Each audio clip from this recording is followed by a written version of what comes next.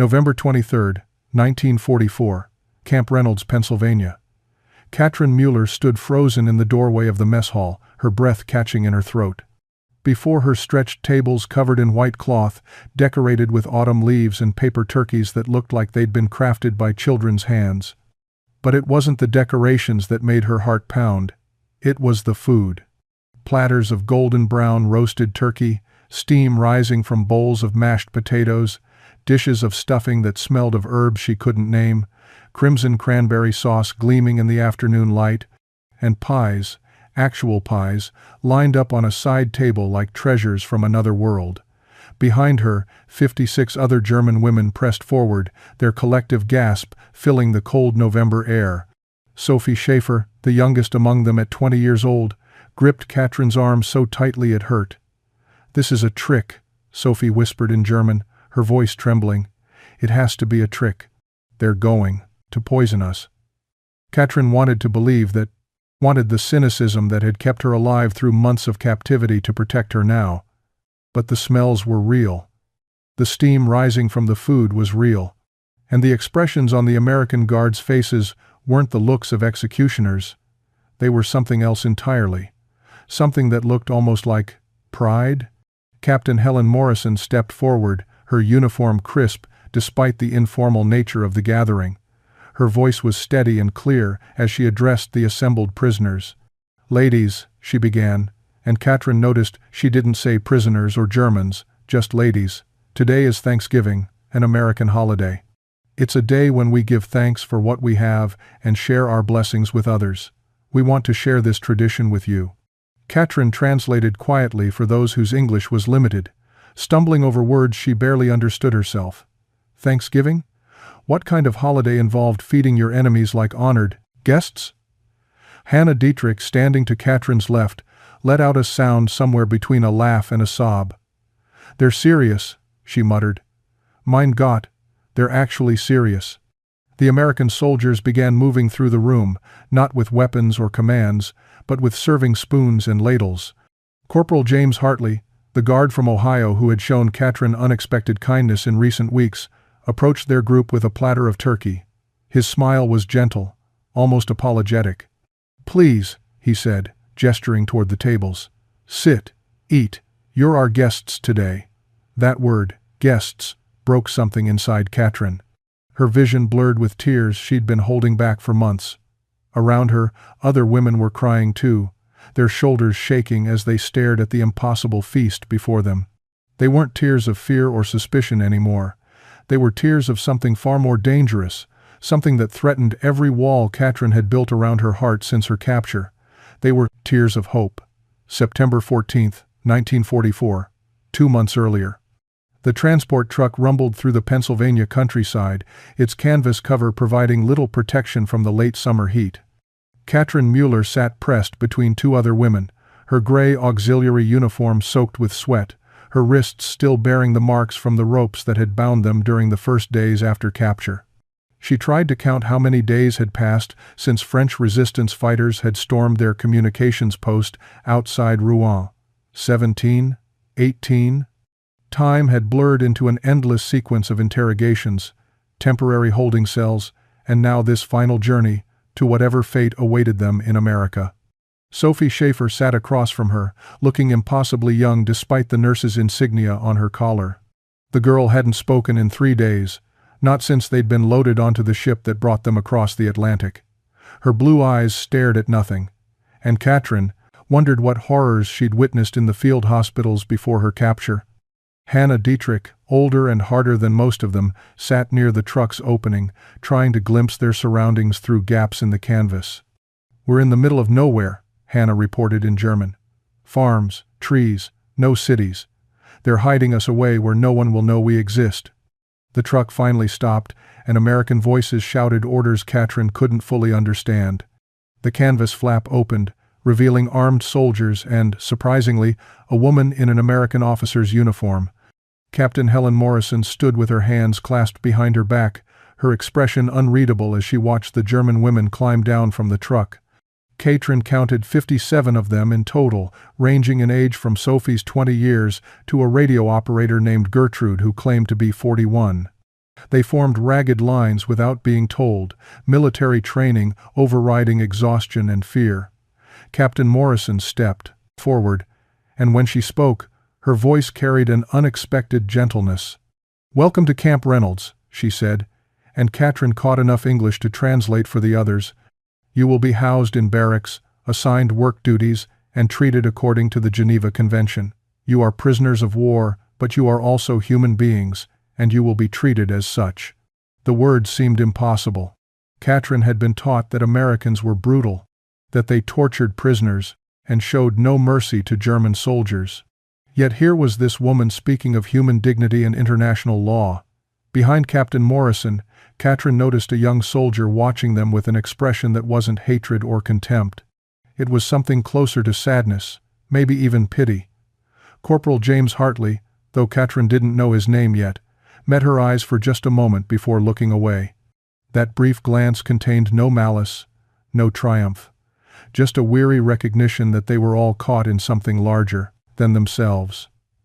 As the guards led them toward the barracks, Katrin felt the first crack in her certainty about who her enemies truly were. Corporal James Hartley had every reason to hate Germans. His older brother Michael had died on Omaha Beach 3 months earlier, cut down by machine gun fire before he'd even made it off the landing craft. The telegram had arrived at their family's home in Cincinnati on James's 23rd birthday, transforming what should have been a celebration into a funeral. His mother hadn't stopped wearing black since. His father had stopped speaking about anything that mattered. And James had volunteered for guard duty at prisoner of war camps, thinking that facing the enemy every day would somehow help him make sense of Michael's death. But standing in the September sunshine, watching these exhausted German women stumble off the transport truck, James felt no hatred. He felt tired. He felt sad. And most confusingly, he felt something uncomfortably close to compassion. They looked like his sister's friends back home, like the girls who worked at the factory where he'd assembled aircraft parts before his deployment. Young women who probably hadn't wanted this war any more than Michael had. That first week, James watched the German prisoners carefully, trying to find the monsters he'd been taught to expect. Instead, he saw Sophie Schaefer crying silently in the corner of the recreation yard, her thin shoulders shaking with sobs she tried to hide. He saw Hannah Dietrich organizing the younger women, making sure they understood the camp rules and stayed out of trouble. And he saw Katrin Mueller, the one with intelligent eyes and careful movements, trying to learn English by listening to every conversation between guards. On the 4th day, James was walking patrol near the barracks when he noticed Katrin struggling with a heavy bucket of water. She was trying to fill the washing basins alone, her arms trembling with effort. Without thinking, James stepped forward and took the bucket from her hands. "Let me help," he said, then realized she probably didn't understand. But Katrin's eyes widened with something that looked like fear. She stepped back, clearly expecting punishment for accepting assistance from a guard. James slowly carried the bucket to the washing station and set it down, then stepped away with his hands visible. "It's okay," he said softly. "Just trying to help." Katrin studied him for a long moment, her expression unreadable. Then she did something unexpected. She nodded slightly and said in heavily accented English, "Thank you." Those 2 words, spoken with such careful pronunciation, hit James harder than any propaganda poster ever had. She was trying. Despite everything, despite being a prisoner in an enemy country, despite having every reason to remain silent and hostile, she was trying to communicate, to connect, to be more than just a faceless enemy. That night, James wrote to his mother for the WWII, first time since Michael's death. He didn't mention the German prisoners directly, but he wrote something he hadn't been able to say before. "Maybe," he wrote, "we have to find ways to be better than this war wants us to be. Maybe that's how we honor the people we've lost." October brought the first Red Cross mail delivery to Camp Reynolds. Captain Morrison announced it during morning assembly, and Katrin watched as hope flared across the faces of her fellow prisoners like matches struck in darkness. For 6 weeks, they had existed in a strange void, cut off from everyone and everything they had known. Now, finally, they might learn if their families still lived, if their homes still stood, if there was anything left of the world they remembered. The letters arrived in a canvas mail sack, and Captain Morrison called names one by one. Each woman who received an envelope clutched it like a sacred object, retreating to private corners to read words from home. But as minutes passed, Katrin noticed something terrible. Only 17 women had received letters. 40 of them, including herself, stood empty-handed, facing the crushing possibility that no one had written because no one remained alive to write. Sophie Schaefer was among those who received mail. The young nurse tore open her envelope with shaking hands, her eyes scanning the cramped handwriting. Then her face crumpled. She sank to the ground, the letter falling from her fingers, and released a sound that Katrin would hear in her nightmares for years to come. A wail of pure anguish that contained no words, only grief too vast for language. Hannah Dietrich picked up the fallen letter and read it aloud to those gathered around. Sophie's mother wrote that her father had been killed in an air raid on Nuremberg. Her younger brother, only 15 years old, had been conscripted into the Volkssturm and was missing somewhere on the Eastern Front. Their apartment building no longer existed. Her mother was living in a church basement with 11 other displaced families, surviving on ration cards that provided barely enough food to keep her alive. The letter ended with a plea that shattered what remained of Sophie's composure. "Please," her mother had written, "if you can stay in America, stay. There is nothing left for you here but hunger and ruins." Across the barracks, other letters revealed similar horrors. Gertrude learned that her husband had died in a Soviet prison camp. Inga discovered that her entire street in Hamburg had been reduced to rubble by British bombers. Maria's letter contained a single devastating sentence from a neighbor. "Your family's house took a direct hit during the January raids. I'm sorry." The women who had received no letters faced their own torment. Was silence better or worse than confirmation of loss? Katrin found herself staring at the empty space where her name should have been called, trying to imagine her parents' apartment in Stuttgart. Were they alive and unable to reach her? Dead and unable to write? Or had they disowned her for being captured, for bringing shame to the family name? Corporal Hartley stood near the doorway, watching the scene with visible distress. Katrin saw him turn away, his jaw clenched tight, his hands curled into fists. Later, she would learn that he had approached Captain Morrison that evening with a request that seemed impossible. These women had lost everything. Couldn't America show them that not everything in the world was about loss and destruction? Captain Helen Morrison sat behind her desk, rubbing her temples as she reviewed supply requisitions and incident reports. The stack of papers seemed endless, each one a reminder of the 100 small decisions required to run even a small prisoner of war facility. When Corporal Hartley knocked on her office door that evening in late October, she almost sent him away. But something in his expression, a mixture of determination and uncertainty, made her gesture for him to enter. "Permission to speak freely, ma'am," Hartley said, standing at attention. Morrison nodded, curious now. The young corporal had proven himself reliable and compassionate in his duties, qualities she valued highly in guards assigned to female prisoners.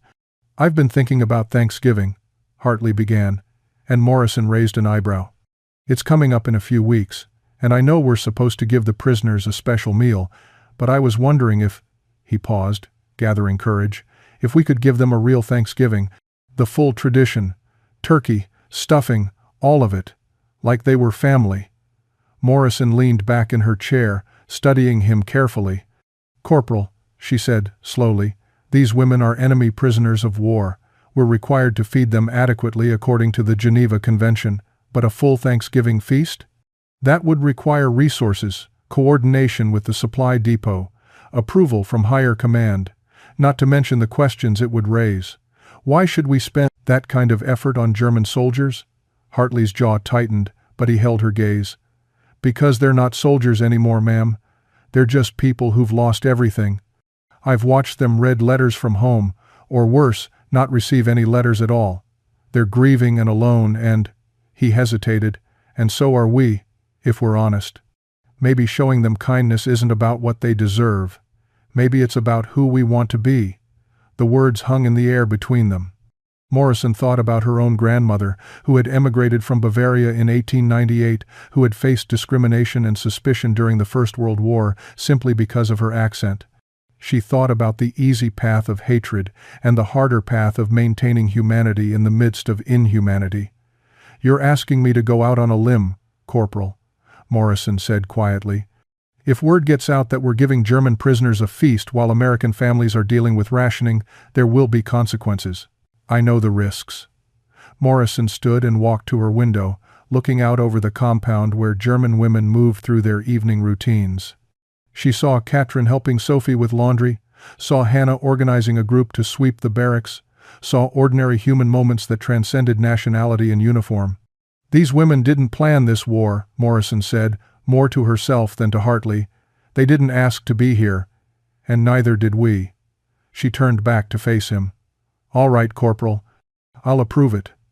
But this stays quiet until the day itself. No advance warning. And if anyone asks why, I'll tell them the truth. Because Americans don't let hunger and loss have the final word, not even for our enemies." Hartley's face broke into the first genuine smile Morrison had seen from him in weeks. "Thank you, ma'am. You won't regret this." Morrison hoped he was right. The changes began subtly, almost imperceptibly, in the days leading up to Thanksgiving. Katrin noticed them first because she had made it her survival strategy to notice everything. The kitchen staff started working longer hours, the smell of baking bread wafting through the compound at unusual times. Sergeant Maria Rodriguez, the kitchen supervisor, made multiple trips to the supply depot, returning with crates whose contents remained hidden under canvas tarps. The guards seemed different too, exchanging knowing glances and suppressing smiles when the German prisoners asked questions. On November 20th, 3 days before Thanksgiving, the tension in the barracks reached a breaking point. Hannah Dietrich called an informal meeting after evening roll call, gathering the women in hushed clusters. "Something is happening," Hannah said in German, her pragmatic voice carrying an edge of worry. "They're preparing something, and they won't tell us what. The Americans are acting strange, bringing in supplies, working in secret. We need to be ready." "Ready for what?" Sophie asked, her voice small and frightened. She had barely recovered from the devastating letter about her family and now faced new uncertainty with visible dread. Gertrude, the oldest among them, spoke what many were thinking. "Maybe they've decided we're too much trouble to keep. Maybe this is the end." Her words sent a ripple of fear through the group. Katrin wanted to dismiss such thoughts as paranoia, but she couldn't. They were prisoners in an enemy country, completely at the mercy of their captors' decisions. Strange preparations could mean anything. Relocation to a harsher facility, repatriation to a Germany that lay in ruins, or something worse that no one wanted to name aloud. Inge, who worked in the laundry and often overheard guard conversations, added fuel to the speculation.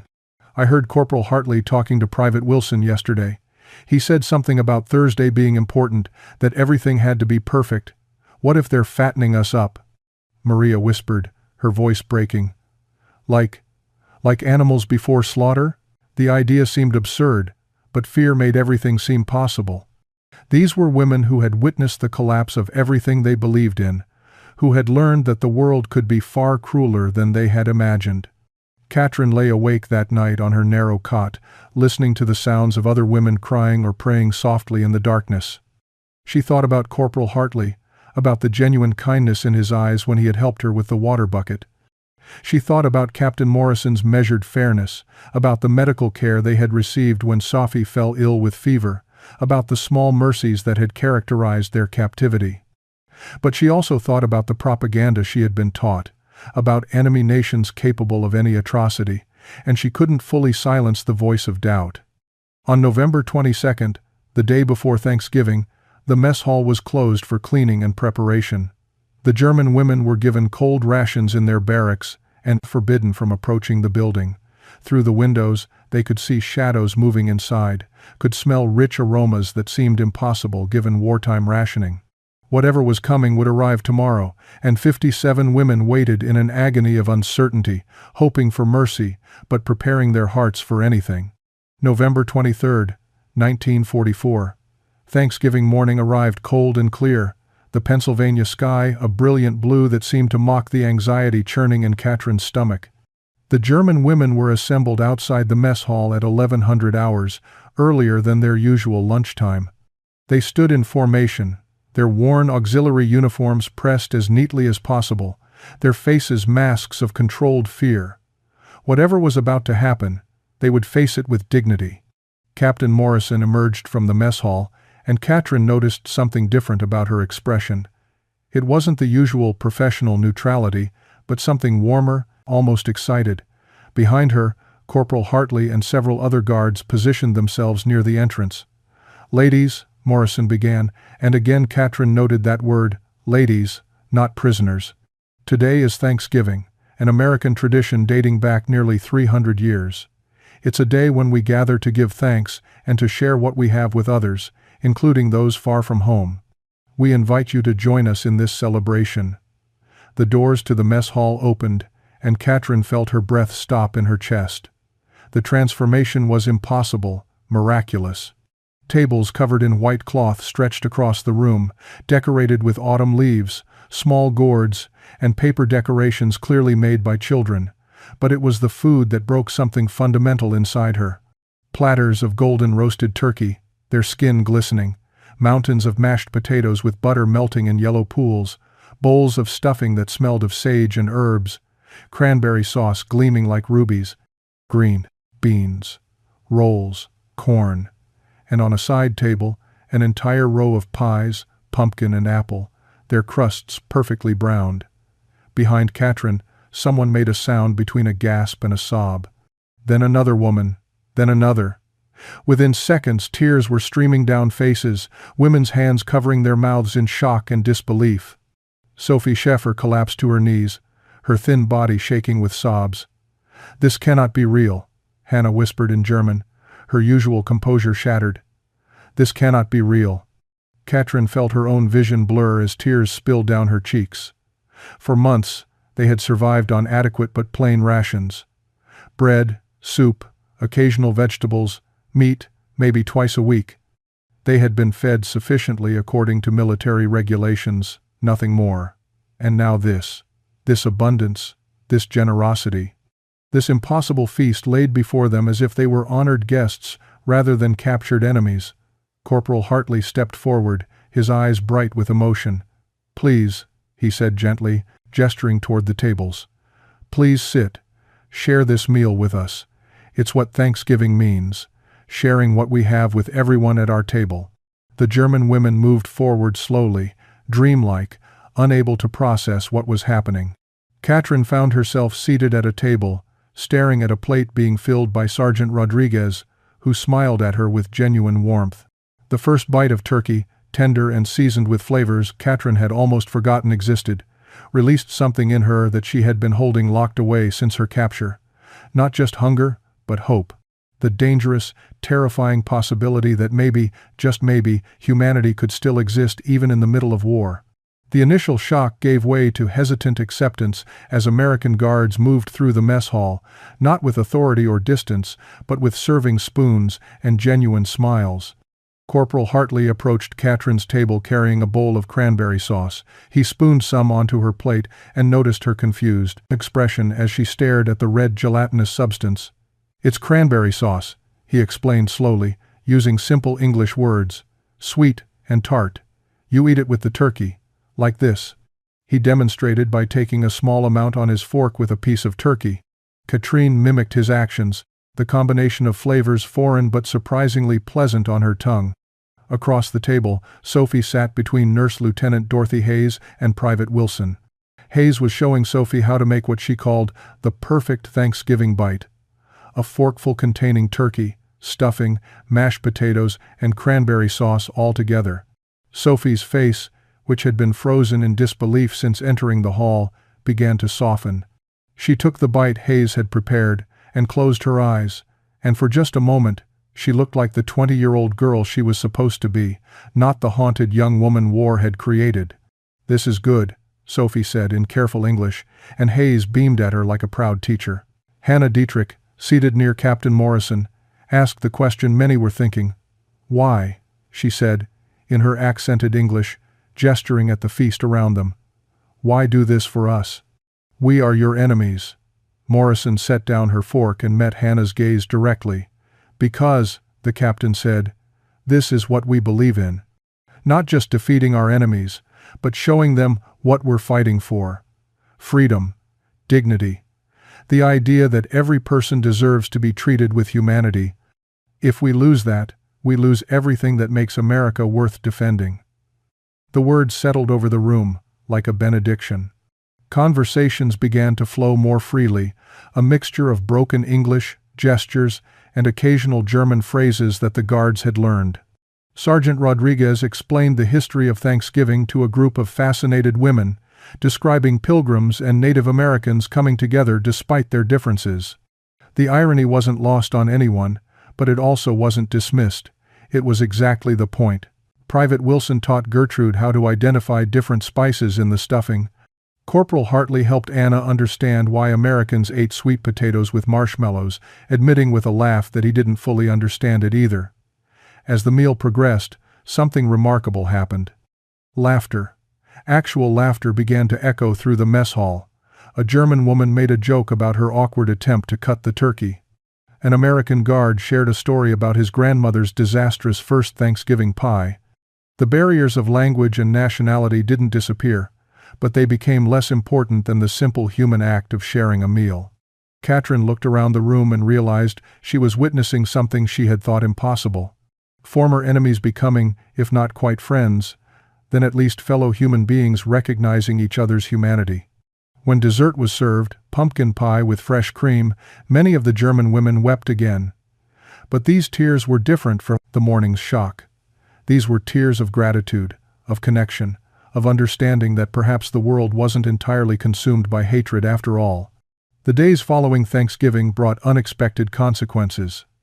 Word of the feast had leaked beyond Camp Reynolds's fences, carried by supply truck drivers and civilian contractors who had witnessed the unprecedented dinner. Within a week, the story appeared in the Philadelphia Inquirer under the headline, "Nazi Prisoners Feast, While American Boys Fight." The article was inflammatory, questioning why enemy combatants received special treatment when American families were enduring rationing and sacrifice. Letters poured into the War Department, some outraged, demanding investigations and punishment for whoever had authorized such excess. Captain Morrison was summoned to headquarters in Washington to explain her decision. Before she left, she gathered the guards who had participated in the Thanksgiving meal. "I don't regret what we did," she told them, her voice steady despite the uncertainty of her future. "And I won't let anyone blame you for following my orders. What we did was right, regardless of the consequences." Katrin watched Morrison's departure with a sinking heart, understanding that the captain might be sacrificing her career for a single act of kindness. The German prisoners held their own meeting that evening, discussing whether they should write letters defending Morrison's actions, though none of them knew if such letters would help or harm her case further. But the story didn't end with condemnation. Other newspapers picked up the account, framing it differently. The Boston Globe ran an editorial titled, "Teaching Democracy Through Action," arguing that America's strength lay not in matching enemy cruelty, but in demonstrating superior values. Church groups across Pennsylvania organized letter-writing campaigns supporting Morrison's decision. Reverend Matthews from a nearby town visited the camp, bringing donations of clothing and books for the German prisoners, and praising the dinner as an example of Christian charity in action. The National Council of Churches issued a statement commending the gesture as consistent with American principles of human dignity. Most surprisingly, letters began arriving at Camp Reynolds from American families who had lost sons in the war. A mother from Pittsburgh wrote, "My boy died at Anzio. But he died believing America stood for something better than revenge. What you did at Thanksgiving, that's what he died defending." A father from Ohio sent a letter saying, "My son would have approved. He always said the way to win a war is to prove you're fighting for something worth preserving." These letters, powerful in their forgiveness and their understanding, were read aloud to both guards and prisoners, creating moments of shared emotion that transcended the boundaries of nationality. Inside Camp Reynolds, the relationships between guards and prisoners deepened, irreversibly. Katrin began teaching formal German classes to interested American personnel, while Corporal Hartley organized English lessons for the prisoners. Sophie, working alongside Nurse Hayes, discovered that her trauma could become purpose, that helping others heal helped her heal as well. Hannah started a small garden project, planting vegetables for the spring, an act of hope that assumed they would all still be there to harvest what they planted. The Thanksgiving dinner had cracked open a door that no amount of military regulation could close again, revealing the possibility that even in wartime, human connection could flourish in the most unlikely places. May 8, 1945. Victory in Europe Day. The war that had consumed the world for 6 years was finally over. At Camp Reynolds, the announcement was met with complex emotions. American guards celebrated with relief and joy, while German prisoners faced the reality of returning to a homeland that existed now only in ruins and memories. Captain Morrison called a final assembly to discuss repatriation procedures, but her words carried an unexpected message. The processing would take months, and during that time, prisoners could apply for immigration status if they wished to remain in America. Several women, including Katrin, Sophie, and Hannah, submitted formal requests. Katrin's application was sponsored by the Henderson family from Harrisburg, who had visited the camp after reading about the Thanksgiving dinner. Mrs. Henderson, a schoolteacher, saw in Katrin someone who could bridge two worlds. Sophie's path led to medical training in Philadelphia, sponsored by Nurse Hayes, who recognized her gift for healing. Hannah found work with a local greenhouse, her pragmatic skills valued by employers who looked past her uniform to see her character. By October 1945, most prisoners had been repatriated, but 9 women remained, their cases working through immigration channels. November 23, 1945, exactly 1 year after the feast that changed everything. The remaining women gathered with their American sponsors and former guards at a community hall in Harrisburg. This time, they prepared Thanksgiving dinner together, side by side, teaching each other recipes and traditions. Katrin stood to speak before the meal, her English now confident and clear. "Last year," she said, "we sat as prisoners and captors, as enemies learning to see each other as human beings. This year, we sit as friends, as people who chose connection over division." Thanksgiving taught us that gratitude means recognizing what we can become when we choose to feed each other instead of destroying each other. The years that followed proved the power of that choice. Katrin became a translator for the State Department, helping process displaced persons from war-torn Europe. Sophie completed her nursing degree and dedicated her life to caring for others, particularly children. Hannah built a successful landscaping business, never forgetting the garden she had planted at Camp Reynolds as an act of hope. They maintained connections with those who returned to Germany, letters flowing across the Atlantic, creating networks of women united by transformation. When they gathered each Thanksgiving, they brought their children and eventually grandchildren, passing down the story of an impossible feast in a Pennsylvania prison camp. Decades later, when Katrin spoke at the United Nations about reconciliation, she carried the same small diary she had clutched upon arrival at Camp Reynolds. The story of those German women, she told the international audience, wasn't about a single meal. It was about choosing to see humanity in your enemy, about discovering that home isn't where you're from, but where you build a life honoring the best in human nature. The Thanksgiving dinner of 1944 became more than history. It became proof that even in humanity's darkest hours, kindness can transform enemies into friends, prisoners into citizens, and despair into hope. That choice, made in a small camp in Pennsylvania, echoed through generations as a reminder that America's greatest strength lies not in defeating enemies, but in offering them the chance to become something better.